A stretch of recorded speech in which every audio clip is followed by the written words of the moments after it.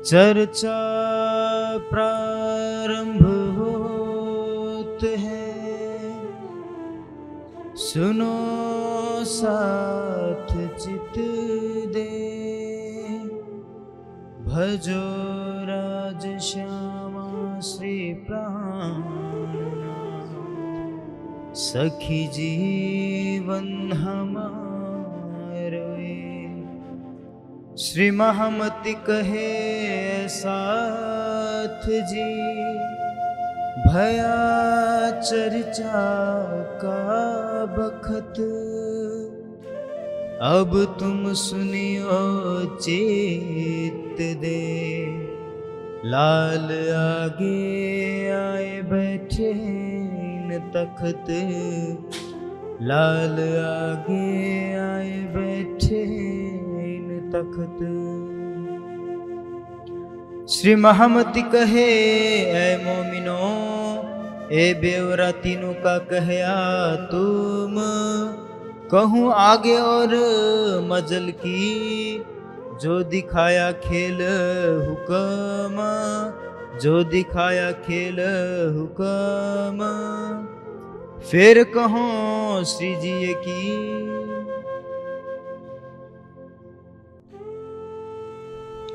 आप अक्षरातीत धाम जिले श्री लालदास जी के धाम हृदय से दीप बंदर की बीतक का वर्णन करवा रहे हैं। आपने कल सुना था किस तरह से श्री जी अहमदाबाद के कारागार से निकले और दीप बंदर पहुंचते हैं। उस समय है विक्रम संवत 1722 का। संवत 1722 से दीप पधारे श्रीराज। दीप बंदर में उस समय रहते हैं जयराम कंसारा। जयराम भाई ने तारतम लिया था श्री देवचंद जी से। प्रातःकाल श्री जी जैसे ही पहुंचे, जयराम कंसारा उनको देखकर बहुत प्रसन्न हुए। ये व्यवसाय करते थे बर्तन बनाने का। मिहिराज को देख करके उन्हें बहुत प्रसन्नता हुई, क्योंकि उनको ये था कि श्री मिहिराज ने सतगुरु धन श्री देवचंद जी से तारतम लिया है और मैंने भी उनसे तारतम लिया है। आध्यात्मिक क्षेत्र में जब एक ही सतगुरु से दो शिष्य जुड़े होते हैं तो दोनों एक दूसरे को गुरु भ्राता कहते हैं, गुरु भाई। जयराम कंसारा को क्या लग रहा था कि आज मेरे घर कौन पधारे हैं? मेरे गुरु भ्राता श्री मिहिराज पधारे। अंदर के स्वरूप की पहचान नहीं है। और मिहिराज के तन में कौन बैठ चुके हैं? अवराज जी बैठ चुके हैं, उनको पहचान नहीं है। श्री जी जाते ही बैठते हैं और अपनी अमृत वाणी शुरू कर देते हैं। किसी व्यक्ति को जगाने के लिए पहले तो मीठे शब्दों से बोला जाता है, नहीं जागता कुछ कठोर शब्द बोलने जाते हैं, उसके बाद भी नहीं जगता तो उसके हृदय को चोट पहुंचाने वाले बहुत कठोर शब्दों का प्रयोग किया जाता है। उसमें उसके अहित की भावना नहीं होती है, हित की भावना होती है। शुभचिंतक कभी भी सामने मीठी बातें नहीं करेगा। हाँ, मीठा बोलना चाहिए, सत्य बोलिए, प्रिय बोलिए, हितकारी बोलिए। सत्य और अप्रिय न बोलिए। सत्य हो तो उसको भी मीठे ढंग से प्रस्तुत कर सकते हैं। आप किसी अंधे को बार बार अंधा कहेंगे तो उसके हृदय को कितनी ठेस लगेगी। आप इतना कह दीजिए कि सूरदास जी, लेकिन श्री जी के द्वारा तो लीला चल रही है। श्री जी को भी खुद पता नहीं कि मैं क्या बोल रहा हूँ। अंदर से राज्य का आवेश स्वरूप उनसे कहलवाता जा रहा है। माध्यम है जीव का। श्री जी ने कठोर शब्दों में जयराम जी को प्रबोधित करना शुरू कर दिया। उनके बैठते ही कहा कि जयराम, श्री देवचंद जी का धाम गमन हुआ, तुम्हारे पास तब भी समय नहीं। बिहारी जी को गादी पर बैठाया गया, तुम्हारे पास आने के लिए समय नहीं। जब से तुम देवचंद जी से तारतम लेकर आए हो, बताओ तुमने यहां आकर कितनों की आत्मा को जागृत किया? तुमने क्या चितवनी की? किसी को चितवनी के राह पर ले गए? इतने कठोर वचनों से श्री जी उनको प्रबोधित करते हैं, समझाते हैं। और जयराम भाई शांत होकर के सुनते रहते हैं। इतना तक कह डाला कि इस माया की दुनिया में आज तक किसी को भी शांति नहीं मिली। कठोर वचनों की ऐसी झड़ी लगी कि उन्होंने उनकी उपमा कुत्ते तक से ले डाली। क्या कहा?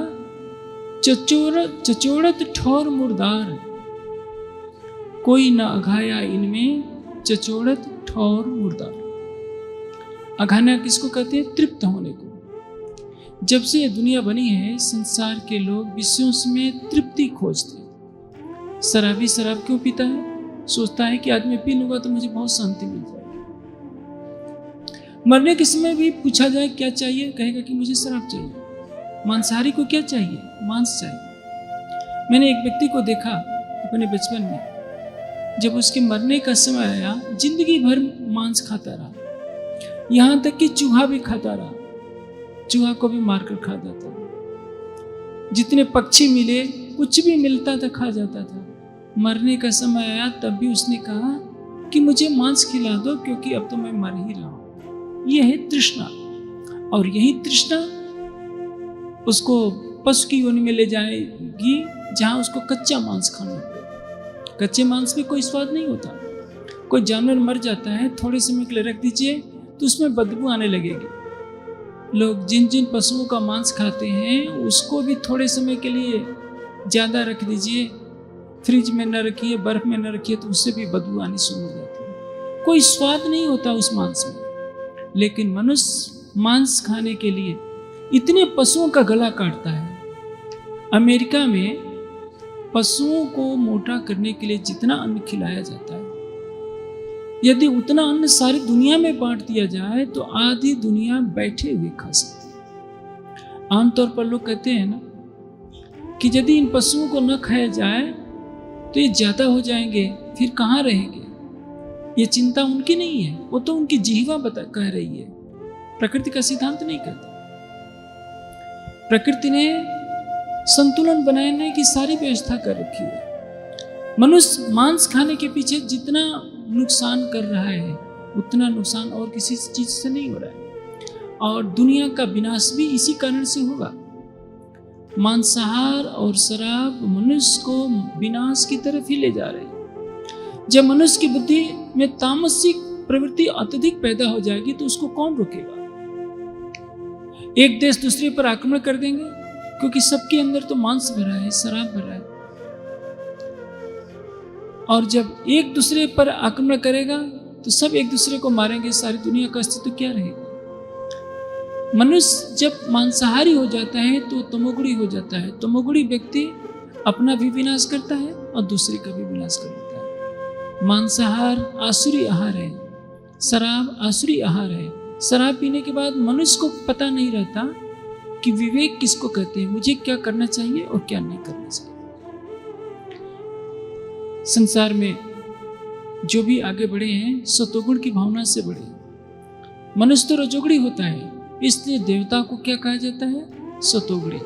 मनुष्य को रजोगुणी और राक्षस को क्या कहा जाता है? तमोगुणी। आज संसार में तमोगुण की प्रवृत्ति बढ़ रही है। मैं एक बार चंडीगढ़ गया था। श्रीवास्तव जी ने एक ऐसी दुकान पर मुझे चलने के लिए कहा, मैं वहाँ गया। चंडीगढ़ की प्रसिद्ध दुकान वहाँ ऐसी थी कि शुद्ध देसी घी से बनी हुई शुद्ध चीजें ही मिलती थी। लेकिन मैंने देखा संयोग से एक भी ग्राहक नहीं था। बेचने वाले 2-3 बैठे थे, ग्राहक एक भी नहीं। और पास की शराब की दुकानों पर देखिए लाइन लगी है, मांस की दुकान पर लाइन लगी है, शराब की दुकान पर लाइन लगी है। और शहर की सबसे शुद्ध दुकान जिसमें आपको शरबत चाहिए, शुद्ध घी की बनी हुई चीजें चाहिए, ग्राहक एक भी नहीं। शास्त्रों ने जिस गोघृत को औषधि की संज्ञा दी है उसको खाने वाला कोई नहीं, और मांस को निगलने वाले हर शहर में बहुत ज्यादा मिल जाएंगे। उत्तर भारत में ठंडे पहाड़ों के लोग तो कहते हैं कि हम गर्मी के लिए खाते हैं, ठंड से बचने के लिए, लेकिन आंध्रा में, तमिलनाडु में तो बहुत गर्मी पड़ती है, वहाँ के लोग मांस के बिना भी रह नहीं पाते। वहाँ गर्मी होती है तो भी लोग मांस खाते हैं, ये एक प्रवृत्ति है, बहाना है। अन्यथा गुफाओं में रहने वाले लोग, ऋषि मुनि, योगी यति, क्या बिना मांस के उनका गुजारा नहीं होता? वो तो गर्म चीज कुछ भी नहीं खाते। ये मनुष्य बहाना बना लेता है तृष्णा के पीछे। जीवा पर कोई भी पदार्थ रखिए, उसका स्वाद क्या है? थोड़ी देर के लिए। आप स्वादिष्ट से स्वादिष्ट पदार्थ को जब जीभ पर रखेंगे तो अंदर ना निकलिए, थोड़ी देर के लिए रखे रहिए, पूछिए क्या स्वाद आता है? कुछ नहीं। किसी भी पदार्थ का स्वाद थोड़ी देर के लिए होगा, उसके बाद वो बेस्वाद हो जाएगा। लेकिन इसके पीछे मनुष्य न जाने कितने पाप कर्म करता है। सारे विषयों की ही कहानी है। कोई न अघाया इनमें चचोड़त ठौर मुर्दार। ये सारा संसार क्या है? मुर्दार, मरे हुए का मांस के समान। एक उपमा दी श्री जी ने कि जैसे हड्डी को कुत्ता देखते ही उस पर टूट पड़ता है और उसको लेकर के भागता है, अकेले में बैठेगा, हड्डी को अपने दांतों से दबाएगा, उसके जबड़े से खून निकल जाता है, हड्डी की नोक से अपने ही खून को चाटता है और सोचता है कि हड्डी में बहुत स्वाद आ रहा है। ऐसे ही विषय की कहानी है।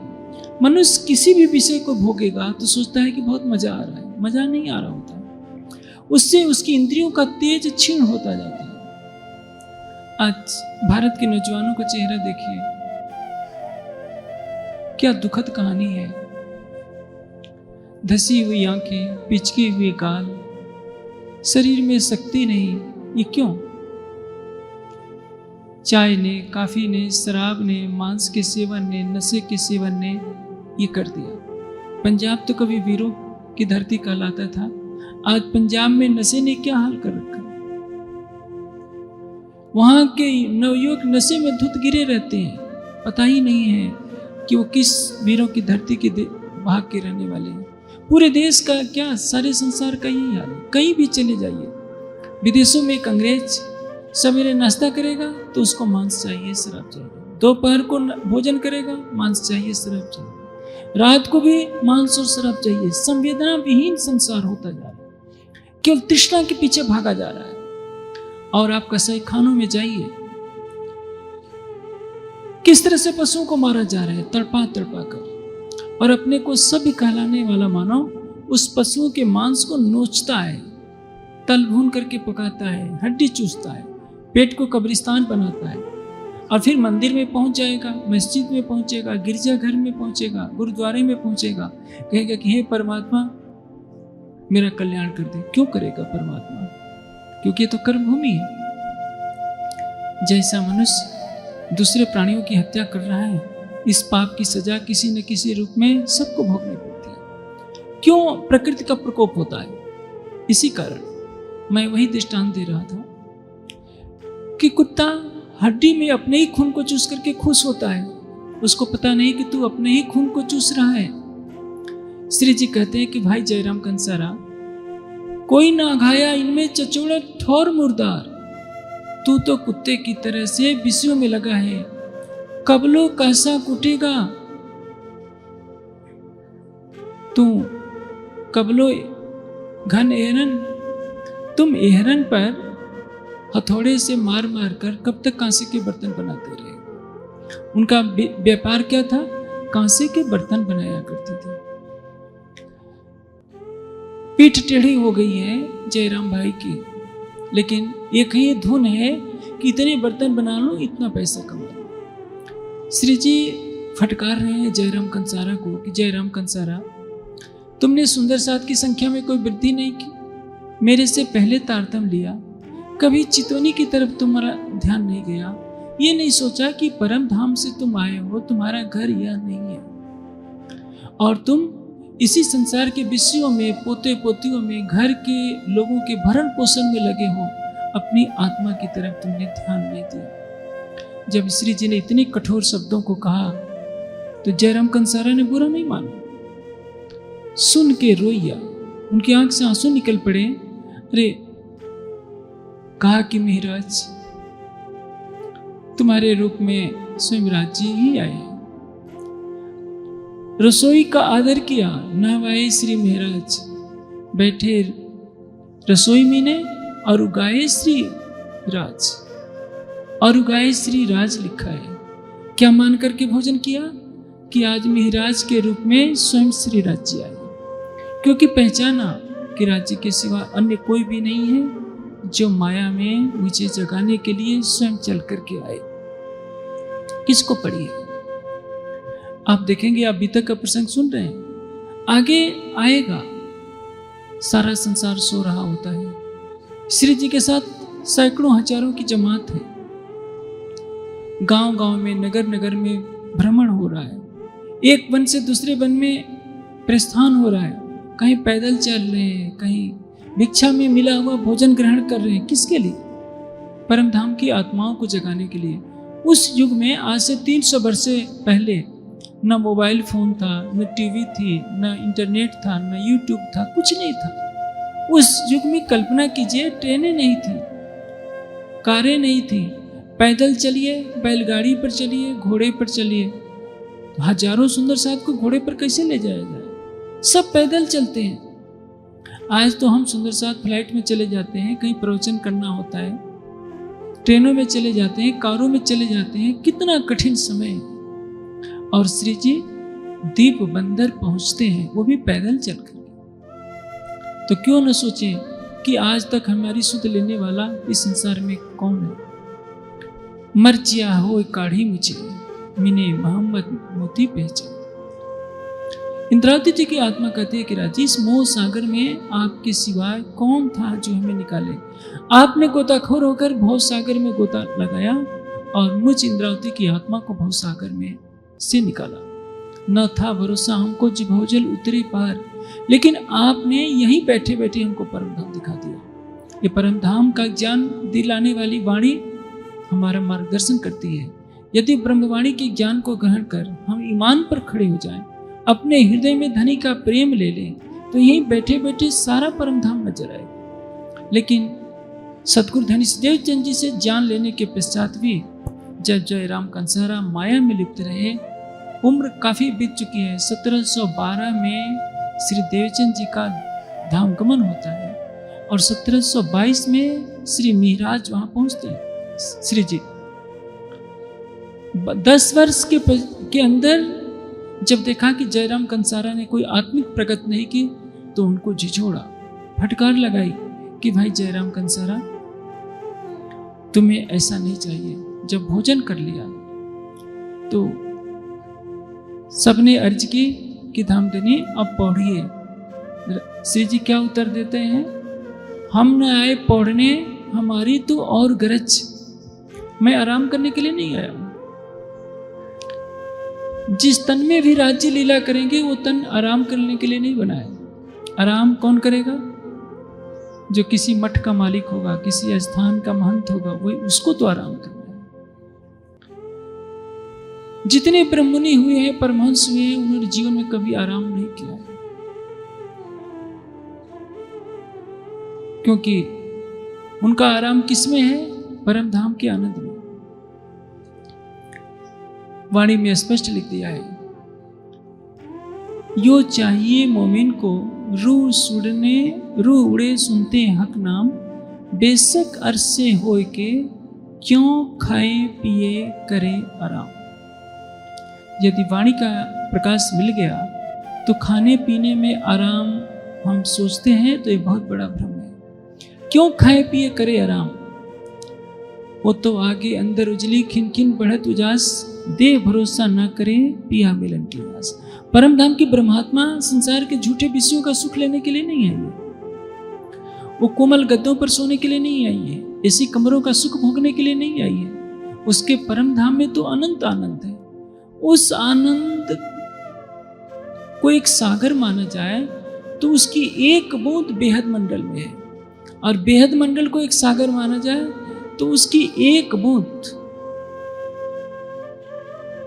निराकार के अंदर आएगी। निराकार के सुख को एक सागर माना जाए तो एक बुद्ध वैकुंठ में है, और बुद्ध मानिए या लहर मानिए, वैकुंठ को एक सुख का सागर माना जाए तो पृथ्वी पर के सारे सुखों को एक व्यक्ति को दे दिया जाए तो एक लहर मात्र है। इसलिए कोटराज वैकुंठ के न आवे इतके खिन समान, करोड़ों वैकुंठ के राजवी परम धाम के एक पल के आनंद के बराबर नहीं आ सकते। आप यदि एक पल के लिए भी ध्यान में बैठ जाइए, आप राज्य के ध्यान में डूब जाइए, आपको परम धाम दिखने लगा, राज्य दिखने लगे, उस एक पल में इतना आनंद मिल जाएगा कि सारी सृष्टि का आनंद आपको दे दिया जाए तो आप उसको लात मार देंगे। लेकिन सदगुरु धनीश देवचंद जी से इतना सुनने के पश्चात भी जयराम कंसारा जब संसार में फंसे हुए थे तो श्री जी ने उनको फटकार लगाई। अब श्री जी पुनः शुरू हो जाते हैं, कहते हैं कि भाई हम न आए पौड़ने, हमारी तो और गरज। सुंदर साथ ने जयराम कंसारा के परिवार के सभी सदस्यों ने कहा कि धाम देनी अब आप थोड़ा सा आराम कर लीजिए। श्री जी कहते हैं कि मैं आराम करने वाला नहीं हूं, मैं तो किसी और कार्य से आया हूं। जयराम कंसारा कभी यह तो याद करो, कैसा तुमसो प्रेम ब्रज में करते श्री राज।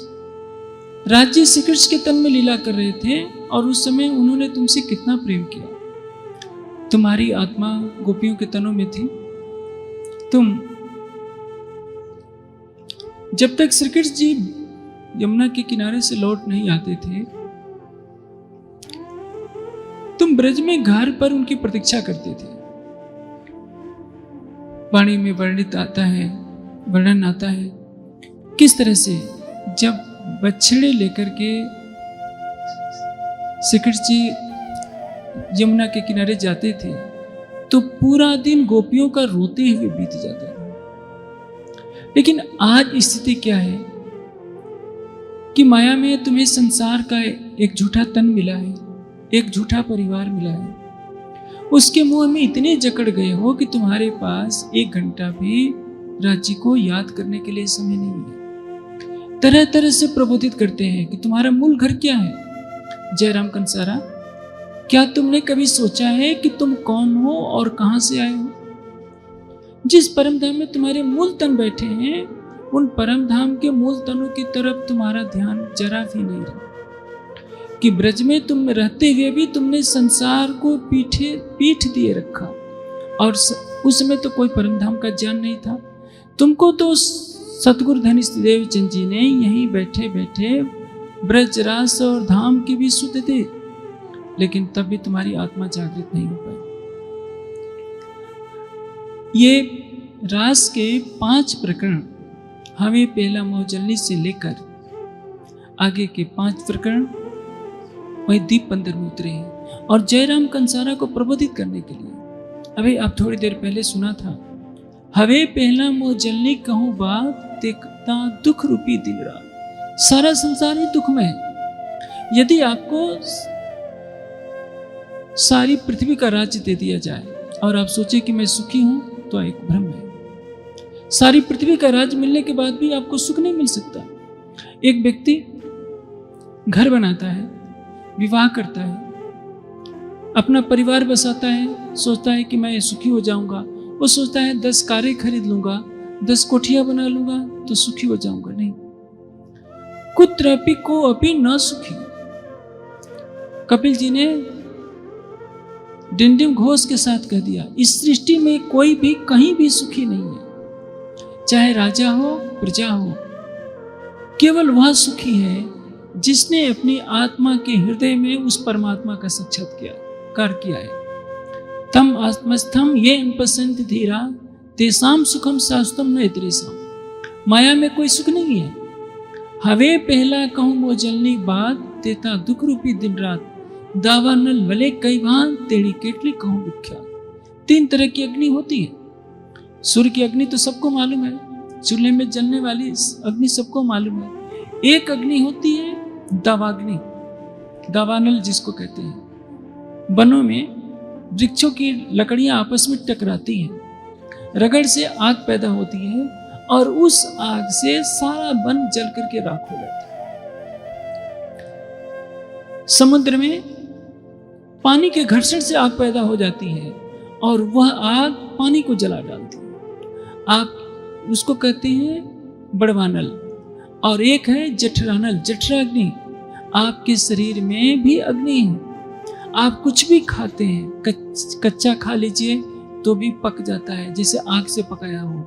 जिसके शरीर में जठराग्नि होती है उसी का जीवन होता है। जठराग्नि कमजोर होती है, स्वास्थ्य कमजोर होने लगता है। ये 3 तो अग्नियां हैं जो प्रत्यक्ष में स्थूल रूप में दिखाई देती है, जठराग्नि, दावाग्नि, बड़वाग्नि। लेकिन जो हमारी मानसिक अग्नियां हैं, कामाग्नि, क्रोधाग्नि, विषयाग्नि, ईर्ष्याग्नि, द्वेष अग्नि, ये तो दिखाई नहीं देती, इसके लक्षण दिखाई देते हैं। ये तो हर प्राणी के अंदर जल रही है। काम, क्रोध, मद, लोभ, अहंकार, तृष्णा की अग्नि जल रही है। चींटी से लेकर हाथी तक, मनुष्य, देवी देवता तक इन विकारों की अग्नि से बचे नहीं है। उस प्रकरण में सारी यही बात समझाई गई है। ए ऊपर हवे सु कहूं, बीजा नाम ते कहना लाऊं, एड़े बचने सर्वाल्यो थो, ब्रह्मांड धन सर्वे आव्यो। अक्षर की 5 वासनाओं को इस माया ने निचाला डाला है, तो दुनिया के जीव भला इसे कैसे बच सकते हैं? आप देखिए, संसार में मनुष्य सवेरे आंखें खोलता है, चाहे बच्चा हो, युवा हो या वृद्ध हो, भोजन करता है। उसकी आंखें संसार में सुख खोजना चाहती है। क्या करेगा? अच्छे अच्छे पदार्थ खाएगा, अच्छे अच्छे कपड़े पहनेगा, अच्छे अच्छे वाहनों में घूमेगा, संगीत सुनेगा, किसी न किसी तरह से मन को आनंदित देना चाहता है। लेकिन क्या उसको आनंद मिलता है? पूरा दिन गुजर जाता है, पूरी रात बीत जाती है, सवेरे वही चक्र चलता रहता है। दिन गुजरता है, रात गुजरती है, करते करते उम्र बीतने को आ जाती है, फिर वही तृष्णा उसका दामन नहीं छोड़ रही। इसलिए कहा है कि तेता दुख रूपी दिन रात, ये मोह जल ऐसा है, स्वर्ग में जाइए, वैकुंठ में जाइए, सारी पृथ्वी का राज पा लीजिए, फिर भी कहीं सुख शांति नहीं है। बड़े बड़े चक्रवर्ती सम्राट हुए, सिकंदर भी निकला था सारी दुनिया को जीतने के ख्वाब से, तैमूर लंग निकला था, मोहम्मद गोरी, गजनवी, सब आतंक फैलाए, लाखों की गर्दनें अपनी तलवारों से काटे। किस के लिए? कि हमको अधिक से अधिक धन मिल जाएगा, हम धन से खूब सुंदर महल बनाएंगे, अच्छा अच्छा खाएंगे पिएंगे। लेकिन काल ने उनको भी छोड़ा नहीं, एक दिन वो भी दुनिया से चले गए। ये तृष्णा है। जर जोरू और जमीन के लिए इतनी लड़ाइयाँ होती हैं। किसी युद्ध का दृश्य देखिए कितना भयानक होता है। आजकल तो लड़ाई हो जाती है, गोली लगती है, थोड़ी देर में प्राण निकल जाते हैं। पुराने जमाने में लड़ाई होती थी, तीर, भाले, बर्छी चलते थे। किसी को भाला लग गया, तीर लग गया, देर तक तड़पता था, तड़प तड़प कर प्राण छोड़ता था। किसके लिए दुनिया लड़ रही है? धन के लिए, पद के लिए, प्रतिष्ठा के लिए, स्त्री के लिए। दुनिया जब से पैदा हुई है लड़ रही है, लड़ती रहेगी, क्योंकि इसमें रज और तम का प्रवेश है। आप तो सुख शांति से बैठे हैं, जहां ISIS वाले आतंक फैला रहे हैं, आपने उनका दृश्य हो सकता है टीवी पर देखा हो। दोनों हाथ पीछे बांध देते हैं और तलवार से एक झटके में गर्दन उड़ा देते हैं, या गर्दन पर रेत रेत करके काटते हैं। उनके अंदर दया है क्या? धर्म है? क्यों? इस संसार में इतना दुख है। जिसकी गर्दन काटी जाती होगी उस प्राणी को कितना पीड़ा होती होगी। कभी किसी ने सोचा है कि कसाई खानों में जिन प्राणियों का मांस लेने के लिए तड़पाया जाता है, गर्म पानी के फवारे से उन जानवरों के ऊपर गिराया जाता है, वो चिल्लाते हैं, जिंदे ही उनकी खाल निकाली जाती है, फिर धीरे धीरे काटा जाता है, खून को अलग भर लिया जाता है। किस लिए? मनुष्य कम अत्याचार नहीं कर रहा है और दूसरे प्राणियों पर अत्याचार करता है, फिर मनुष्य में वही प्रवृत्ति भयानक हो जाती है। आप सारे संसार में जहां जाएंगे दुख ही दुख मिलेगा। आप किसी बड़े नगर में जाइए, दिल्ली में कुछ क्लब मिलेंगे जहां आपको कुछ मनोरंजन होगा, लेकिन आप बड़े बड़े हॉस्पिटलों में चले जाइए, स्मशान घाट में चले जाइए, तो आपको संसार की सच्चाई का पता चलेगा। स्मशान घाट में चले जाइए और पूछिए कि दुनिया कितनी सुंदर है, दुनिया में कितना आनंद है। एक अर्थी आ रही है, जलाया जा रहा है, कुछ लोग आकर के जा रहे हैं, फिर दूसरी आ रही है, कहीं दाएं चिता जल रही है, बाएं जल रही है, आगे जल रही है, पीछे जल रही है। जहां चिताएं जल रही हैं वहां जाकर पूछिए कि संसार में क्या सुख है। जहां शादी विवाह होते हैं, होटल में लोग नृत्य देख रहे होते हैं, अच्छे खा पी रहे होते हैं, फिर भी विवेक किसी को नहीं होता है।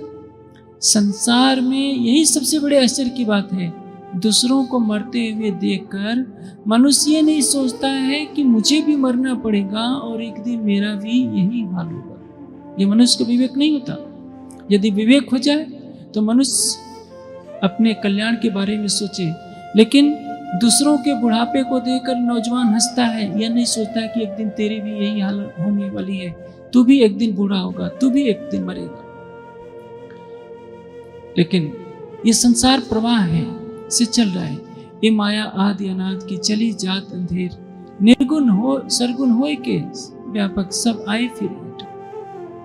सब कुछ इस मायावी जगत में चल रहा है। श्री जी वही प्रबोध कर रहे हैं कि भाई जयराम कंसारा, तुम ब्रज में थे, माया तुमको इतनी नहीं लग पाई थी जितनी कि जागनी ब्रह्मांड में लगी। जागनी ब्रह्मांड में सुंदर साथ को ज्ञान है, ब्रज में ज्ञान नहीं था, रास में ज्ञान नहीं था, लेकिन प्रेम था, समर्पण था, श्रद्धा थी। एक श्री कृष्ण के पीछे सारा ब्रज पागल है। आज जागनी ब्रह्मांड में सबके पास वाणी है, लेकिन प्रेम नहीं है, समर्पण नहीं है, श्रद्धा नहीं है। राज जी वही कहते हैं कि ब्रज में तुम्हारी भी तो आत्मा थी, तुमने कभी संसार की तरफ नहीं देखा, घर में रहते हुए भी संसार से अलग रहे। इसके पश्चात जब राजी ने बांसुरी बजाई, तुमने गोपद बच की तरह संसार को छोड़ दिया। गोपद बच किसको कहते हैं? बच का अर्थ होता है बछड़ा। गाय के बछड़े का खुर कितना बड़ा होता है? छोटा सा, यानी 2 इंच का, लगभग 2-2.5 इंच का। गाय का बछड़ा जब धूल में दौड़ेगा तो गड्ढा बन जाएगा, और उस गड्ढे में पानी भर दिया जाए तो उसको क्या कहते हैं? भवसागर। उसको पार करने में कितना समय लगता है? एक पैर इधर रखा, एक पैर उधर रखा, 1 सेकंड के अंदर उसको पार कर लेते हैं। ब्रज की गोपियां प्रेम के बल पर सो सहजे घर आइया, जाको वेदे कहिया अगम। प्रेम के बल पर, प्रेम और समर्पण के बल पर सरलता से उस गोपद वच के समान संसार को पार कर लिया, जिसको सुख संकादिक ने न टली, लक्ष्मी नारायण ने फरीवली, विष्णु वैकुंठ लीधा माया सागर सुखम मुख्य गए। सुखदेव जी जिस माया से हार गए, संकादिक हार गए, ब्रह्मा विष्णु शिव हार गए, जिस माया ने इनको नचा डाला, उस माया को गोपियों ने केवल प्रेम के बल पर जीत लिया। जागनी लीला में यही हंसी हो रही है। ब्रज में ज्ञान नहीं था लेकिन प्रेम था, रास में आधा ज्ञान था लेकिन प्रेम लबालब भरा था। कोई ब्रज और रास की याद दिला रहे हैं कि जब तुम्हें कुछ पता नहीं था तो तुमने परम धाम के प्रेम को लेकर के माया को ठुकरा दिया, लेकिन अब तुम्हें जागनी के ब्रह्मांड में सब कुछ सदगुरु धनीश देवचंद जी ने बता दिया। जयराम कंसारा, फिर भी तुम माया को छोड़ना नहीं चाहिए। कैसे तुम ब्रज से रास में गए, गोपद वच की तरह। बांसुरी की आवाज सुनते ही सबने घर को छोड़ दिया, अपना तन छोड़ दिया। आप सोचिए, बांसुरी बजाने वाला दिख नहीं रहा है, केवल आवाज आ रही है और लग रहा है कि उस बांसुरी से राज जी हमें पुकार रहे हैं। विरह में व्याकुल गोपियों ने अपना तन छोड़ दिया। राजसियों ने श्रृंगार करना चाहा तो उल्टे पुल्टे श्रृंगार कर लिया। तामसियों ने आवाज सुनते ही शरीर छोड़ दिया, और स्वांसी ने थोड़ी देर कर दी, फिर भी विरह में तन छोड़ी। आज कितनी हंसी की बात है 350 वर्षों से अधिक समय से ब्रह्मवाणी की बांसुरी बज रही है। किसने अपना तन छोड़ा? कोई कोई बिरले परम धाम की आत्मा होती है जो अपने शरीर को थोड़ा सा कष्ट देती है, सुखाती है कि मुझे राज्य मिले। चाहे परमहंस महाराज श्री रामरतन दास जी हो, बाबा दयाराम हो, या जो भी बड़ी बड़ी ब्रह्मात्माएं हुई हैं, उन्होंने अपनी आत्मा को जागृत किया है। शरीर के सुख की चिंता नहीं की, देह भरोसा ना करे, पिया मिलन की आस। लेकिन आज स्थिति क्या है? आप सोचिए, जयराम कंसारा ने केवल घर पर रह करके अपना व्यवसाय कर रहे हैं, संसार का सुख नहीं भोग रहे हैं। श्री जी उनको फटकार रहे हैं कि और कितने दिन तक तुम अब दुनिया का अपमान झेलोगे, क्योंकि बुढ़ापे में क्या होता है, बुढ़ापे में एक बहुत बड़ी समस्या होती है, शरीर साथ देता नहीं। घर में रहना है तो बहू और बेटे को भी खुश रखना है, पोते और पोतियों को भी खुश रखना है, दोहते और दोहतियों को भी खुश रखना है, और अपने जीव के लिए कुछ करना भी पड़ेगा। लेकिन आसक्ति ऐसी होती है कि बुढ़ापे में आसक्ति और बढ़ जाती है। जवान को उतनी आसक्ति नहीं लगती जितनी कि बुढ़ापे में लग जाती है, क्योंकि इंद्रियां शिथिल होती है। एक लगता है कि संसार में हम बेसहारे हैं, बेटा बेटी को छोड़ेंगे तो जाएंगे कहाँ, तो उनके जो पुत्र पुत्री हैं उनको भी तो खुश रखना ही पड़ेगा। और यही आसक्ति बढ़ते बढ़ते अधिक बढ़ जाती है, इतनी कि राज्य उसके सामने फीके पड़ जाते हैं। मैं नहीं कहता कि रिश्तों को भुला दीजिए, सबके साथ रिश्ता निभाइए, लेकिन संतुलन बनाए रखिए। पोते से भी प्रेम कीजिए, पोती से भी कीजिए, बेटे से भी कीजिए, बेटी से भी कीजिए, पति से भी संबंध रखिए, पत्नी से भी रखिए, पुत्र से भी रखिए, लेकिन पहला प्रेम राज्य के लिए, हमारा समर्पण पहले राज्य के लिए, उसके बाद कोई और हो। यदि हम ऐसा करते हैं तो सब ठीक चलेगा। लेकिन राज्य को पीछे करके संसारिक रिश्तों को हम प्राथमिकता देते हैं, यहीं से हमारे पांव फिसलना शुरू हो जाते हैं। और जानते हैं, जब एक बार पांव फिसल जाता है तो आदमी खाई में गिरता है तो उसको उठाना बहुत मुश्किल होता है, क्योंकि संसार की तृष्णा ऐसी है जिसमें लगता है कि यही अच्छा है। जैसे मैंने कहा, श्री जी ने दृष्टांत दिया, जयराम कंसारा, जैसे कुत्ता हड्डी चूसकर खुश होता है, वैसे ही बुढ़ापे में तुम्हारी पीठ टेढ़ी हो गई है, कबलो कासा फूटेगा, कबलो एहरन। ये तो तुम परिवार में रहकर अपमानित जीवन व्यतीत कर रहे हो, इससे तुम्हें मिलने वाला क्या है? तुम परम धाम की आत्मा हो, जो ब्रज में आए थे। तुमने शरीर छोड़कर अपने प्रीतम से मिलन किया, और रास में जब गए तो कैसे राज्य ने तुमको उथले वचन कहे कि तुम वापस लौट जाओ। तुमने क्या कहा था कि राज्य, हम आपको छोड़कर क्यों जाएं? हमने अपने घर द्वार सब कुछ छोड़ दिया, पति को छोड़ दिया, बच्चों को छोड़ दिया, हम आपके लिए आई हैं क्योंकि आप हमारे हैं। वेद में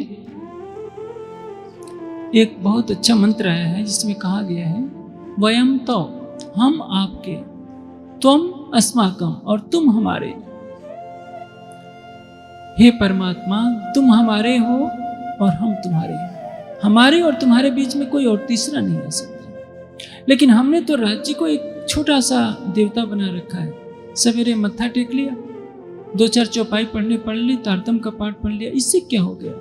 हमने परिवार को 18 घंटे दिया, 6 घंटा 5 घंटा सोए, राज्य के लिए 10 मिनट। ये कितनी उपेक्षा भरी बातें हैं। संगे संबंधी रिश्तेदार आते हैं, हम उनसे घंटों बातें करते हैं, मित्रों से घंटों बातें करते हैं, बहनें अपनी सहेलियों से बातें करती हैं, राज्य के लिए बहुत थोड़ा समय। इसका कारण क्या? हमारा मन संसार में ज्यादा भटका हुआ है। श्री जी जयराम कंसारा को ऐसे ही कठोर शब्द सुना रहे हैं कि जयराम कंसारा, यह संसार है, तुम तो मोह के जीव नहीं हो, संसार के जीव ऐसा करे तो क्षमा है, लेकिन तुम तो परम धाम की आत्मा हो। तुम याद करो, जब राज्य ने उथले वचन कहे थे, तब भी तुमने कहा कि नहीं राज्य, हम आपके हैं और हम आपके बिना नहीं रह सकते। कैसे तुमने रास में क्रीड़ाएं की। रास क्रीड़ा करने के पश्चात तुमने यमुना जी में झीलना किया, वनफल अरुगाया, और जब राजी ने पूछा कि बताओ तुम्हें नित्य वृंदावन कैसा लगा, तुमने कहा कि नहीं, हमें ये कष्टकारी लगा क्योंकि आप इसमें से अलग हो जाते हो। हवे वाला हूँ एटलू मांगू खिण एक अलगा न थईये। जी हाँ, हमने विरह नहीं, चालो ते घर जाइए। आप वहां चलिए जहां हमें विरह न सता सके, हम आपसे कभी अलग नहीं हो सके। रास में तुमने अलग न होने की बात की, लेकिन इस जागने के ब्रह्मांड में तुम अलग क्यों हो गए हो? सतगुरु धनीश देवचंद जी के अंदर राज्य ने विराजमान होकर के लीला की है, लेकिन जब बिहारी जी को गद्दी पर बैठाया गया तब भी तुम्हारे पास समय नहीं, तुम्हारे पास अपनी आत्मा की जागृति के लिए समय नहीं। पूरा परिवार दत्चित होकर के श्री जी के मुखारविंद से होने वाली चर्चा को सुन रहा है। सबको अपनी भूल का प्रायश्चित हो रहा है कि हमने कितनी बड़ी भूल की जो इतना समय गुजार दिया। यदि आपका 1 लाख रुपये नष्ट हो जाता है तो आप 2 लाख कमा सकते हैं, लेकिन जो एक पल व्यर्थ में चला गया, आप अरबों रुपया दे देंगे तो भी आपका एक पल आने वाला नहीं है। यदि आपकी उम्र 80 साल, 90 साल, 100 साल है, आपका एक दिन भी बिना राज्य के चितवनी के गुजर गया तो समझिए कि वह दिन निरर्थक गुजर गया। वह दिन आपको इस दुनिया में दोबारा मिलने वाला नहीं। उम्र तो पल पल घट जा रही है। हमारी उम्र 40 साल की हो गई, 50 साल की हो गई, 60 साल की हो गई तो हम जन्मदिन मनाते हैं, मिठाई बांटते हैं कि देखो मैं इतने साल का हो गया। ये तो नहीं सोचते कि हमारी उम्र उतने निकल गई। बच्चा जिस दिन जन्म लेता है उसी दिन से उसकी उम्र घटनी शुरू हो जाती है और दुनिया जन्मदिन मनाकर खुश होती है कि मैं इतने साल का हो गया। लोग अपने विवाह की भी वर्षगांठ मनाते हैं आजकल। आत्मा का परमात्मा से मिलन की कोई वर्षगांठ नहीं मनाता। कोई ये नहीं सोचता कि हमने 1 साल बीत गए, 2 साल बीत गए, 4 साल बीत गए, हमारे तारतम्य लिए हुए हमारी आत्मा ने अपने प्राणेश्वर को देखा क्यों नहीं, उनसे बातें क्यों नहीं की। जागनी ब्रह्मांड में यही तो परीक्षा है। परीक्षा क्या है? इनवित देने ईमान उपजाने इश्क, सो इसके बिना न पाइए जो नूर तजल्ला हक। प्रेम की दौड़ में कोई कितना आगे बढ़ता है। प्रेम कहां से आएगा? विरह से। विरह कहां से आएगा? जब युगल स्वरूप की शोभा को आप देखने का प्रयास करेंगे तो आपके अंदर विरह फूटेगा, और जब आप संसार को देखकर इसकी तरफ आकर्षित होंगे तो विरह आपसे दूर होता है। परिणाम यह होता है अब धीरे धीरे श्री जी की चर्चा का प्रभाव पड़ता जाता है। काफी सुंदर साथ की वहां जागनी होती है, 50-60 सुंदर साथ वहां जागृत हो जाते हैं। लेकिन जहां सत्य का प्रकाश होता है उसकी बाधा भी खड़ी हो जाती है। संसार में आप कहीं भी जाइए, राम है तो रावण है, कृष्ण है तो कंस है, उजाला है तो अंधकार अवश्य रहेगा, सत्य का उद्घोष होगा तो उसका विरोध अवश्य भावी है। जो वहां पहले से कथा चली आ रही थी, भिन्न भिन्न देवी देवताओं की जो कथावाचक थे, रामायण की, भागवत की, महाभारत की कथा सुनाने वाले, दीप बंदर में रहने वाले कथावाचक पंडितों को बहुत बुरा लगा कि उनके पास अक्षरातीत का ज्ञान नहीं था। किस्सा कहानियों से क्या होता है? समाज का मनोरंजन भर होता है। आपको मालूम है गोवा, दमन और दीव, इसमें पुर्तगालियों का शासन था। जो गोवा गए हैं वो जानते हैं कि वहां धर्मांतरण करने के लिए पुर्तगालियों ने हिंदू जनता पर इतने अत्याचार किए थे कि शायद तैमूर लंग भी होगा तो उसकी रूह कांप जाए। और उस दीप बंदर में, मैं दीप बंदर जाकर के देखा हूं, समुद्र के किनारे है, ऐसा लगता है कि टापू जैसा है, चारों तरफ समुद्र से घिरा हुआ है दीप बंदर। वहां श्री जी गए थे, जयराम कंसारा को प्रबोधित कर रहे हैं और जयराम कंसारा जागृत होकर के आनंद मग्न है। पूरा परिवार जुड़ रहा है, सारे दीप बंदर के अधिक से अधिक लोग आ रहे हैं और जिसका जितना अंकुर था वो लाभ ले रहे हैं। लेकिन वहां के जो कथावाचक थे उनको बुरा लग रहा है क्योंकि उनकी आमदनी घटनी शुरू हो जाती है। जब आध्यात्मिक क्षेत्र में एक वक्ता देखता है कि मेरे प्रवचन का प्रभाव कम हो रहा है, तो जिसकी आध्यात्मिकता अधिक होगी, भक्ति भाव होगा, वो तो सहन कर लेगा। लेकिन जिसमें आध्यात्मिकता का लेस भी नहीं, केवल शब्द ज्ञान को ग्रहण किया है, वो अपना अपमान सहन नहीं कर पाता और द्वेष की अग्नि में जलने लगता है। उन कथावाचक पंडितों के पास तो परम धाम का कोई ज्ञान नहीं था, बेहद का ज्ञान नहीं था। रामायण, महाभारत और भागवत के किस्सा कहानियां उन्होंने सुन रखी थी, वही समाज को सुनाते थे। जब श्री जी के मुखारविंद से हद बेहद से परे परम धाम की लीला, धाम स्वरूप का वर्णन होता है, अक्षरातीत की पहचान दी जाती है, आत्मा के स्वरूप की पहचान दी जाती है और अध्यात्म के गुण रहस्यों को उजागर किया जाता है, तो जो श्री जी की चर्चा में आते हैं, जब आध्यात्मिक गुण प्रश्नों का समाधान उन पंडितों से करना चाहते हैं तो उनको उत्तर नहीं आता। परिणाम स्वरूप उन्होंने सोचा कि हमारी तो बदनामी हो जाएगी कि हमें कुछ नहीं आता। इसलिए उन्होंने तय किया कि एक चुगलखोर से यह शिकायत कराई जाए कि ये जो नए महात्मा आए हैं हमारी देवी देवताओं की निंदा करते हैं और इस बहाने से इनको दीप बंदर से निकाल दिया जाए।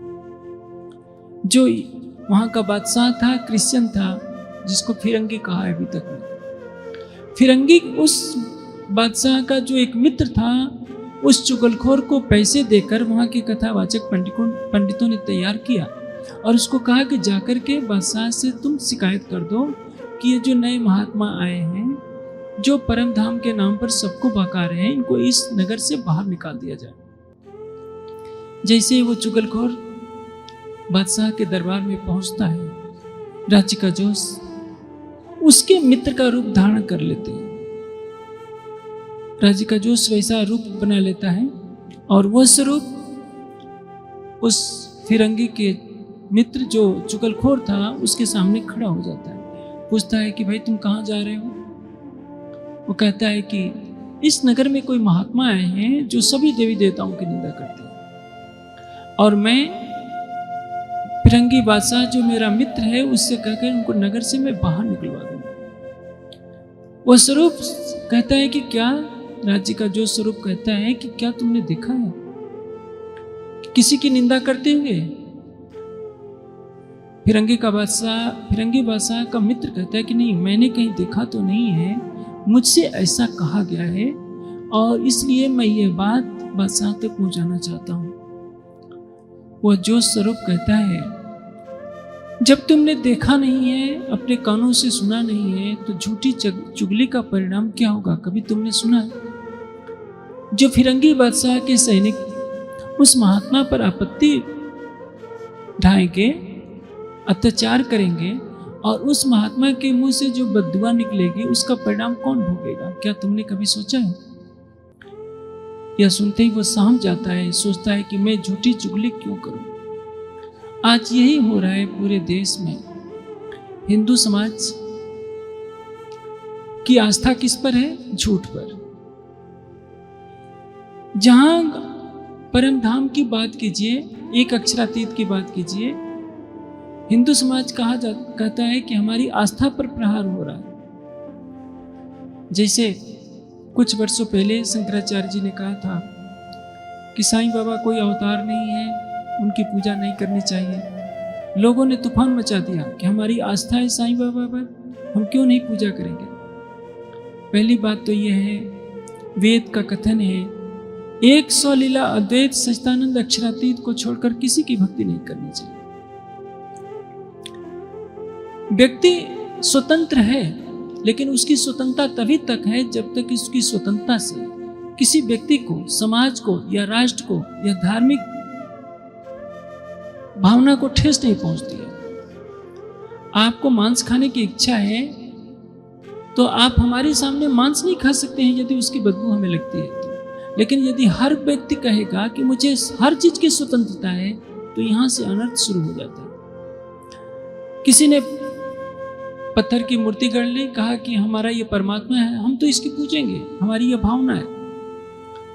उसकी भावना हो सकती है, लेकिन किसी भी व्यक्ति को धर्म ग्रंथों के विपरीत, सत्य के विपरीत आचरण करने का अधिकार नहीं होता, क्योंकि यदि वह मिथ्या राह अपनाता है तो पूरा समाज उसका अनुयायी होता है और पूरा समाज पथभ्रष्ट हो जाता है। जब से शास्त्रार्थ की प्रक्रिया बंद हो गई, तब से जिसके मन में जो आता है नया पंथ बना लेता है, नया आचार्य बन जाता है, नया पंथ बन जाता है और मनमाने सिद्धांत गढ़ दिए जाते हैं जिसका वेद शास्त्र से कोई लेना देना नहीं। तुलसीदास जी ने रामायण में एक बहुत अच्छी बात कही है, जिम पाखंड विवाद से लुप्त भये सदग्रंथ। आप किसी को वेद की बात सुनाइए, अच्छा नहीं लगेगा। उपनिषद, दर्शन, गीता की बात सुनाइए, अच्छा नहीं लगेगा। अभी आपने देखा 2 दिन पहले कितना जोर शोर था कांवड़ वालों का। शिवलिंग पर जल चढ़ाने से करोड़ों जन्मों के पाप दूर होते हैं, यह बात लोगों ने रामचरितमानस में पढ़ लिया तुलसीदास जी के।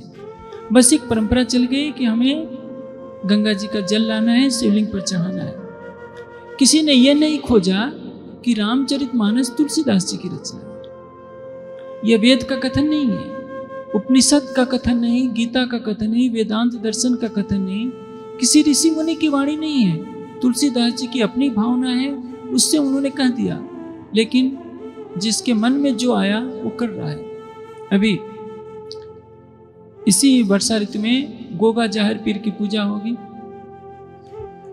गोगा जाहिर पीर कौन थे, कहाँ के रहने वाले, किसी को मालूम नहीं। झुंड के झुंड लोग जाएंगे, उनको समझाइए तो कहेंगे कि हमारी आस्था का प्रश्न है। आस्था किस पर होनी चाहिए? सत्य पर आस्था होनी चाहिए। झूठ पर यदि आस्था होती है और उसके पीछे सब लोग चलते हैं तो सारे चलने वाले जैसे ऊंट की नकेल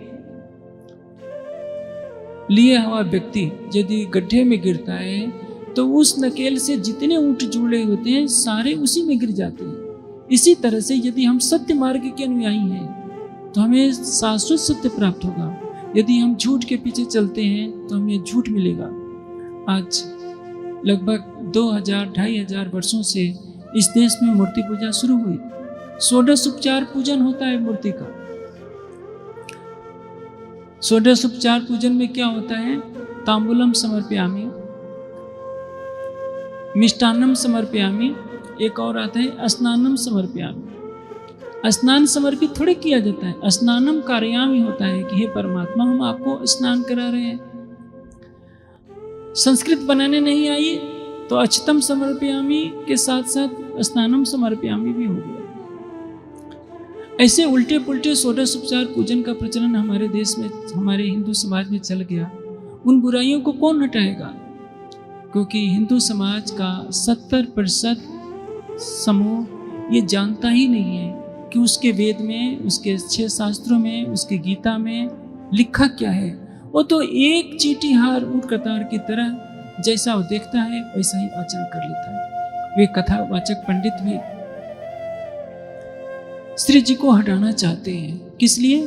चुगली करके। और इसको सबने जामा क्या पहना दिया है? हमारी आस्था पर प्रहार नहीं होना चाहिए। हमारी आस्था देवी देवता पर है तो उसको रोका क्यों जाता है? सच्चा देवता कौन है? इसको तो कोई देखता नहीं। ग्रंथों में कहा गया है मातृदेव भव, पितृदेव भव, अतिथि देवो भव, आचार्य देव भव। माता देवता है, जन्म दिया है। पिता देवता है, पालन पोषण किया है। आचार्य देवता है, उसने ज्ञान दिया है। जो अतिथि धर्म उपदेश करने वाला अचानक ही हमारी बस्ती में आ गया है, नगर में आ गया है, वो देवता के समान है। उसकी सेवा करके उससे ज्ञान लेना चाहिए। ये कोई करता नहीं। पत्थर के देवता को बना रखा है घर में, उसी को मिष्ठान खिलाते हैं। सच्चा एक प्राणी आता है जिसके रूप में नारायण है, उसको रोटी का एक टुकड़ा नहीं देते कोई। 2 मुट्ठी अन्न नहीं देते, दरवाजे से भगा देते हैं कि भाग जाओ, मस्टंडे हो गए हैं, भीख मांगने चल देते हैं, काम नहीं करते, भीख मांगकर गुजारा करते हैं। अरे भाई ठीक है, उसने गलती की कि भीख मांगने के लिए आपके पास आ गया, लेकिन कभी रहीमदास जी की इस बात को तो याद कर लेते। रहीमन वे नर मर चुके जे को मांगन जाए, उनते पहले वे मुए जिनमुख निकसत ना। वो तो बेचारा हाथ फैला दिया आपके सामने, आपके सामने चेतन नारायण हाथ फैला रहा है, उसको आप सूखी रोटी नहीं देते। पत्थर के नारायण को 56 भोग लगाते हैं, तो क्या पत्थर का नारायण खा लेगा? यह बात किसी को समझ में नहीं आती कि लगाना भोग, तुमको ये अपमान करना है। खिलाता है जो सब जग को, उसे कैसे खिलाऊंगा? जो खाता नहीं उसको हिंदू समाज खिला रहा है।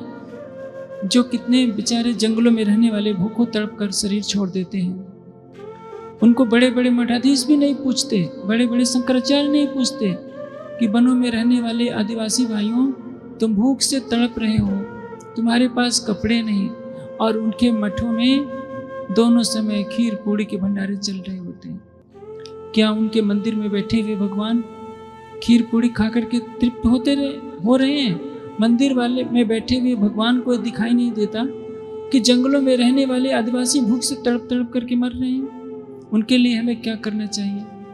7 समुंदर पार से आए हुए क्रिश्चियन पादरी भारत के गांव-गांव, नगर-नगर में जा जाकर अपने चर्च खोलते हैं, लोगों की सेवा के नाम पर धर्मांतरण करते हैं, लेकिन भारत के 70 लाख महात्मा अपने मठों में बैठे हुए आराम करते हैं, क्योंकि उनके भगवान मंदिरों में बैठे हुए हैं। न भगवान को मंदिर से बाहर जाने की स्वीकृति है, न मठों में रहने वाले बड़े बड़े स्थानधारियों को इच्छा है।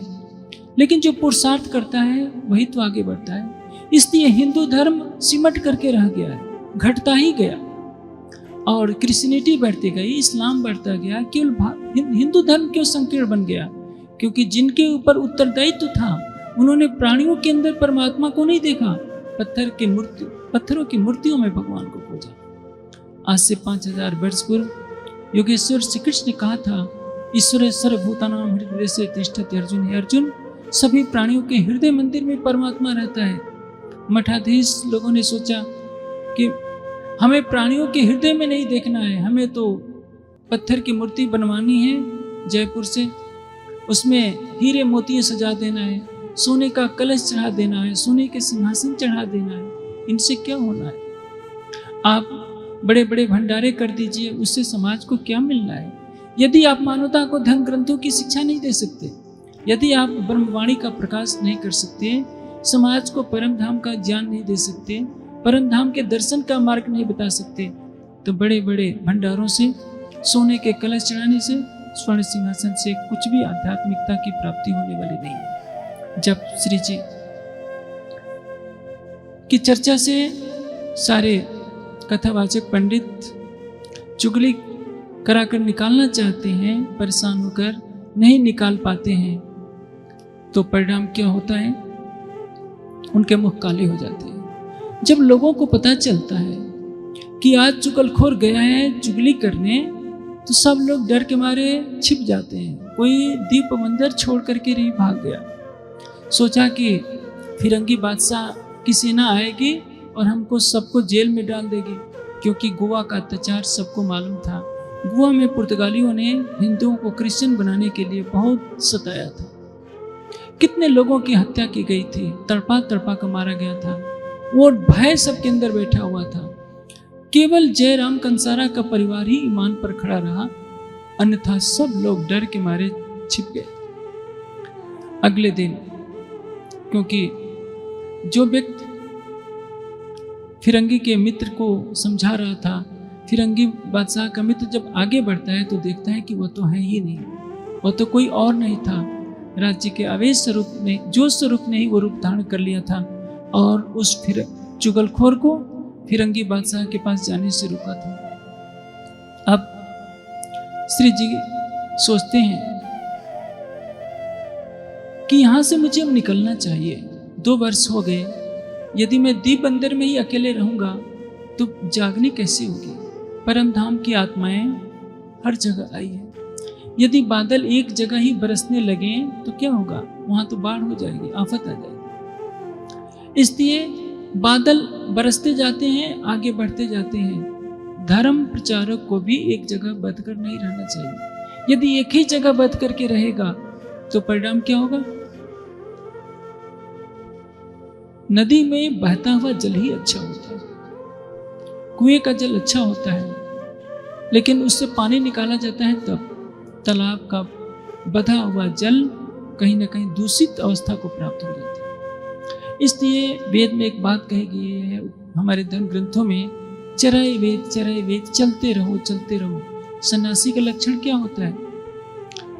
अपने लिए कोई अस्थाई निवास न बनाए, किसी स्थान से बंध करके ना रहे मोह में, क्योंकि उसने घर का त्याग कर दिया है। उसको न भोजन से बंधना है, न किसी इच्छा से बंधना है, न किसी रिश्ते से बंधना है केवल परमात्मा से। लेकिन आजकल तो कोर्ट में बड़े बड़े सन्यासियों के मुकदमे चला करते हैं कि हमारी इतनी संपत्ति। जो गृहस्थी जिसके लिए लड़ते हैं, आज का सन्यासी भी उसके लिए लड़ता है। अब जो परम धाम के ज्ञान को फैलाने के लिए श्री जी को हर जगह जाना पड़ेगा। लेकिन जैसे ही श्री जी कहते हैं कि मैं जाना चाहता हूँ, सुंदर साथ रोने लगते हैं कि धामधनी, आपने हमारा हाथ पकड़ा माया में, अब आप हमें छोड़कर क्यों जाना चाहते हैं? इंद्रावती की आत्मा ने मूल स्वरूप से प्रार्थना की, धामधनी कोई न कोई बहाना बनाइए। और वही हुआ। राज्य श्री जी को आगे ले जाना चाहते हैं। अचानक अरब के डकैतों ने छापा मारा दीप बंदर पर, क्योंकि उनका पेशा ही रहा है दूसरों को लूटना खसोटना। हमारी भारतीय संस्कृति का एक उच्च आदर्श रहा है। भारतीय संस्कृति का अनुयायी कोई भी राजा किसी का राज्य नहीं लेता। मर्यादा पुरुषोत्तम राम ने जब लंका को जीता तो रावण के भाई को ही राज्य दिया, स्वयं शासन नहीं किया। बाली को मारकर राम ने सुग्रीव को राजा बना दिया। अश्वमेध यज्ञ के माध्यम से सभी राजाओं को अपने अधीन तो किया जाता है, लेकिन कोई किसी का राज्य नहीं लेता था। नहीं तो राणा प्रताप चाहते तो पूरे राजस्थान को जीत सकते थे, लेकिन हमारी आर्य परंपरा में कभी किसी के राज्य का हरण करने की प्रवृत्ति नहीं रही। इसके विपरीत मुगल शासकों ने क्या किया? चाहे गोरी हो, गजनी हो, तैमूर लंग हो, चंगेज खां हो, सब ने दूसरों को लूटा, अपने राज्य का विस्तार किया। यही प्रवृत्ति अरब के लोगों में कूट कूट कर भरी हुई है। अरब का इतिहास ही खून से सना भरा पड़ा है। दूसरों की हत्या करना, दूसरों को लूटना उनकी प्रवृत्ति में रहा है। अभी कुछ वर्ष पहले एक परंपरा चला करती थी, गरीब एशियाई देशों से छोटे छोटे बच्चे अरब में मंगाए जाते थे। आज से 25-30 साल पहले मैंने पत्रिका में वो दृश्य देखा था। उनको ऊंट पर बैठा दिया जाता था और ऊंटों को दौड़ा दिया जाता था। ऊंटों पर बैठने वाला बच्चा जब खूब चीखता था, चिल्लाता था, तो अरब के शेख ताली बजा करके हंसते थे, कितना मजा आ रहा है, क्योंकि उनके संस्कार में है दूसरों को पीड़ा देखकर खुश होना। जबकि भारतीय संस्कृति में क्या कहा गया है? दूसरों को पीड़ा देना सबसे बड़ा पाप है। मर्यादा पुरुषोत्तम राम ने जीवन में एक चींटी को नहीं मारा होगा, किसी हिरन को नहीं मारा होगा। हाँ, उन्होंने अत्याचारियों पर जरूर तीर छोड़े, लेकिन किसी निर्दोष बालक पर, निर्दोष प्राणी पर कभी भी हथियार नहीं उठाया। अब जैसे जैसे समय बीतता है, संसार में परिवर्तन होता रहता है। अरब के डकैतों ने जो दीप बंदर पर छापा मारा, लोगों का अपहरण करके ले गए। उसमें तेज कौरी जी भी थी, उनको भी कैद में ले जाकर के डाल दिया वहां कारागार में, और छुड़ाने के लिए सबके घरों में सूचना भेज दी कि यह व्यक्ति है जो अपने परिवार के संगे संबंधियों को छुड़ाना चाहते हैं, वो इतना पैसा देकर के ले जाए। ये तो एक बहाना था कि बाईजू राज्य को छुड़ाने के लिए श्री जी को जाना पड़ेगा अरब, क्योंकि इसी बहाने ठट्ठे नगर में लालदास जी की आत्मा प्रतीक्षा कर रही है, चिंतामणि की आत्मा प्रतीक्षा कर रही है, मस्कत बंदर में, आवासी बंदर में सभी ब्रह्मात्माएं प्रतीक्षा कर रही है। ये तो कारण बस बहाना बनाया गया है कि इसी बहाने श्री जी के चरण कमल वहां पड़े, उन आत्माओं की जागनी हो। अब श्री जी तेज कौरी जी को छुड़ाने के बहाने परम धाम की आत्माओं के लिए को जगाने के लिए जब जाने को कहते हैं, सब सुंदर साथ खुशी खुशी वहां से जाने देता है। आप देखिए, श्री जी नौतनपुरी से चले। नौतनपुरी से चल करके अहमदाबाद में कारागार में कुछ समय रहे। उसके पश्चात दीप बंदर आते हैं। दीप बंदर से मस्कतवासी बंदर आएंगे, पुनः लौट करके सूरत आएंगे। दोबारा नौतनपुरी नहीं गए, क्योंकि वह स्वरूप आया है सबके लिए, सबका है। सूरत से चलकर मेड़ता होते हुए दिल्ली आएंगे, पुनः हरिद्वार आएंगे, दिल्ली से उदयपुर, मंदसौर, औरंगाबाद, रामनगर होते हुए पन्ना आएंगे। जगह जगह जाना है, हजारों किलोमीटर की यात्रा तय करनी है। एक जगह मठ बना करके, गादी बना करके रह जाते तो ज्ञान का फैलाव नहीं होता। संसार में ज्ञान का प्रकाश कब होता है? जब इसके संदेश वाहक सब जगह जाते हैं, ज्ञान का प्रकाश करते हैं। सूर्य देखिए, क्या सूर्य स्थिर है? चंद्रमा स्थिर है? सृष्टि का कोई भी कण स्थिर नहीं है। एक इलेक्ट्रॉन, प्रोटॉन, न्यूट्रॉन कितनी तेजी से घूम रहे हैं, प्रकाश की गति से घूम रहे हैं। 3 लाख किलोमीटर प्रति सेकंड की गति से एक मोलेक्युल अणु घूम रहा है, उसके अंदर के इलेक्ट्रॉन, प्रोटॉन घूम रहे हैं। और हम यदि बिना कुछ काम किए अकर्मण्यता की चादर ओढ़ करके चुपचाप बैठ जाते हैं, मठ बना करके। सवेरे भोजन कर लिया, दोपहर को राजभोग लगाकर खाकर सो गए, 3 बजे उठे, नहाए धोए, क्योंकि घंटी घड़ियाल बजाना है, फिर शाम को आरती पूजन किए, खा करके फिर सो गए। इस तरह की दिनचर्या से क्या मिलने वाला है? यदि आध्यात्मिकता के क्षेत्र में लगे हुए के अंदर पुरुषार्थ नहीं आएगा, धर्म ग्रंथों का अध्ययन और उसके प्रसार की प्रवृत्ति नहीं जगेगी, तब तक समाज का कभी भी उद्धार नहीं हो सकता। पूरा हिंदू समाज ऐसे ही सोया रहेगा। और हम जब सुंदर साथ जागने का डंका बजाते हैं तो हमें याद रखना होगा, हमें सोए हुए सुंदर साथ को जगाने के लिए समाज में एक जागरूकता पैदा करनी पड़ेगी। हमें आलस्य को ठोकर मारनी पड़ेगी। हमारी दिनचर्या में कठोर अध्यवसाय होना चाहिए कि हमें इतने घंटे अध्ययन करना है, इतने घंटे ध्यान करना है, इतने घंटे लोगों को परम धाम का ज्ञान सुनाना है। 40 लाख सुंदर साथ हैं, 40 लाख में मैं समझता हूँ 4000 भी दृढ़ संकल्पवान हो जाएं कि हमें इतने घंटे अध्ययन करना है, इतने घंटे ये करना है, तो समाज का कायाकल्प हो जाए।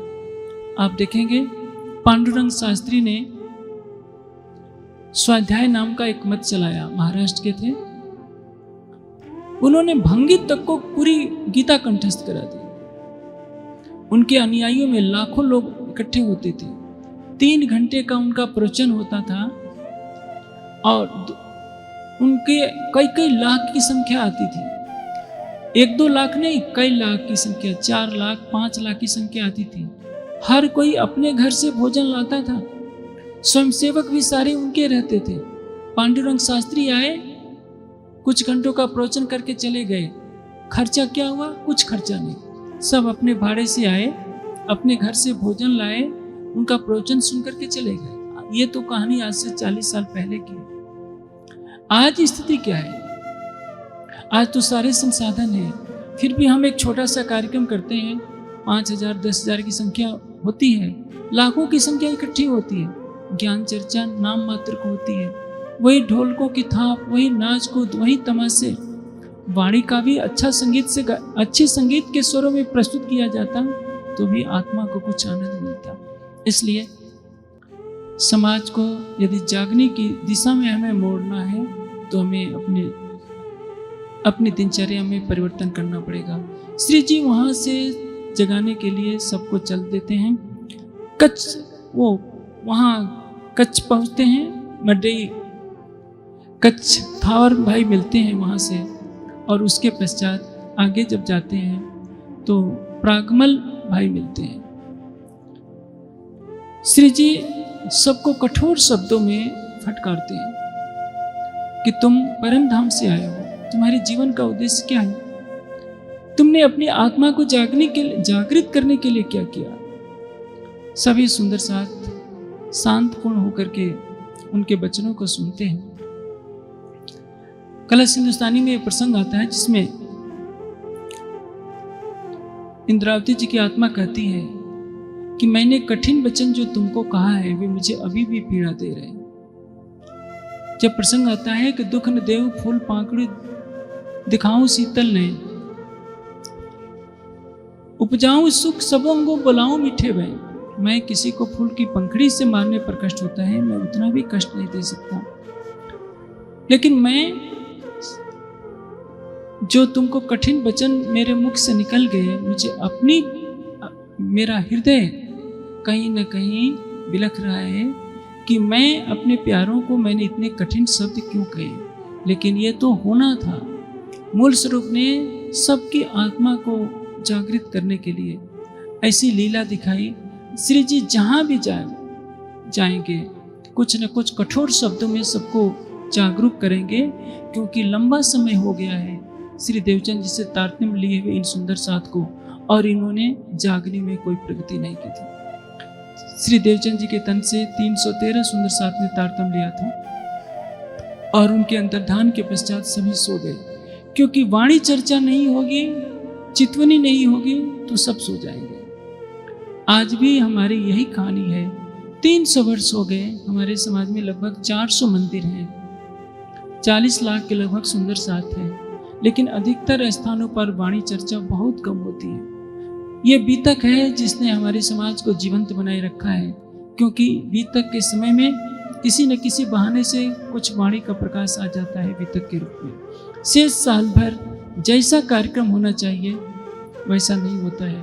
परिणाम यह है कि हमारा समाज सुसुप्ति की अवस्था में ही रहा।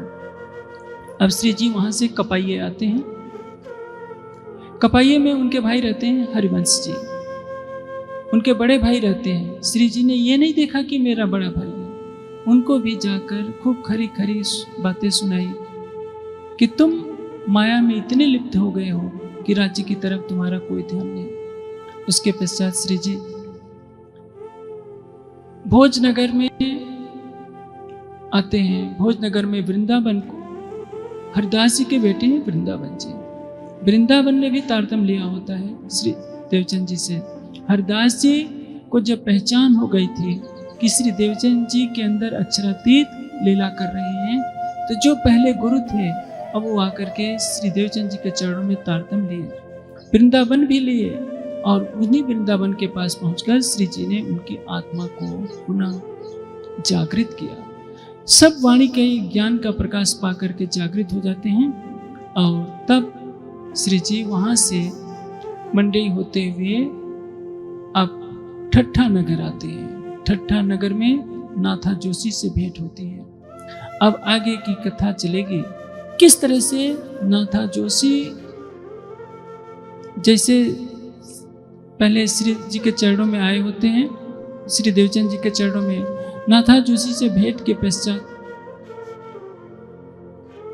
वाणी चर्चा का प्रवाह चलता है। कैसे कैसे ठट्ठे नगर में चिंतामणि की आत्मा जागृत होती है, ये घटनाक्रम बहुत ही रोचक है, हमारे लिए प्रेरणादायी है। उसकी चर्चा सुनेंगे कल।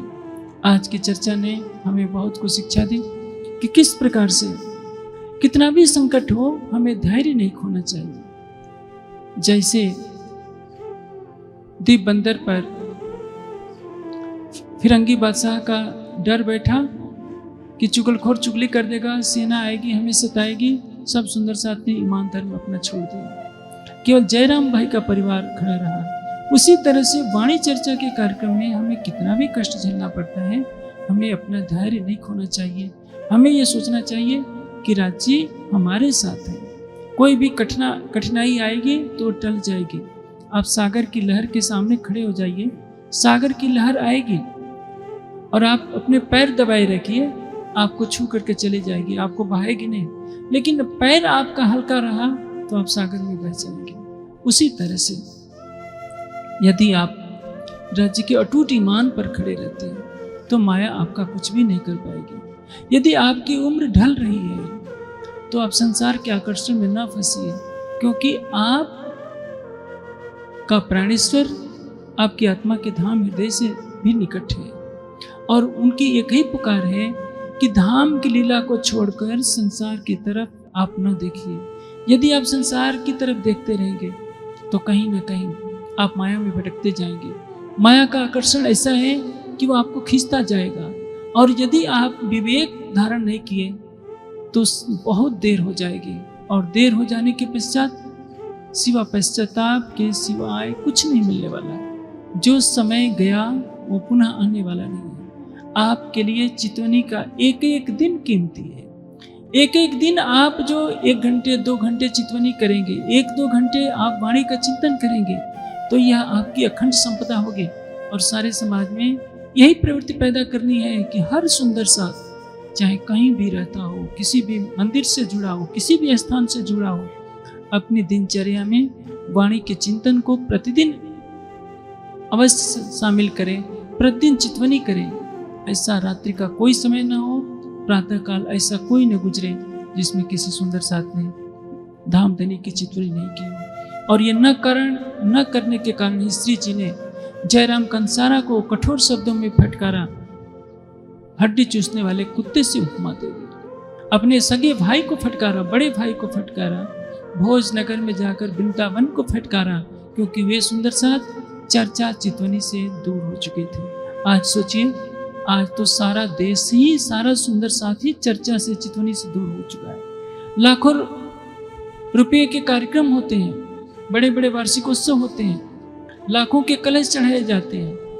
प्रवचन करने वाले 10-10, 15-15 मिनट का प्रवचन देकर के कर्तव्य की इति कर लेते हैं। किसी को पता ही नहीं चलता कि हमारा परम धाम क्या है, हम कौन है, कहाँ से आए हैं, परम धाम की चर्चा क्या है, चितवनी क्या है। सारा समाज इससे दूर हो जाता है और ये कष्टकारी है।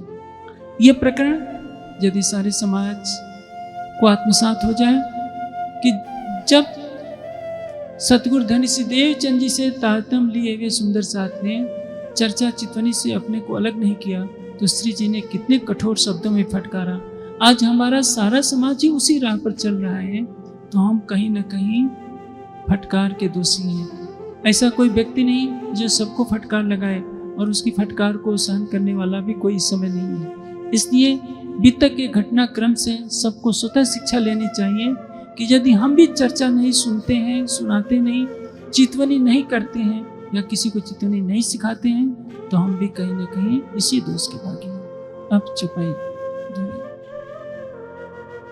श्री महामति कहे ऐ साथ जी, दीप से ले ठट्ठा में, अब फिर कहूँ ठठे की,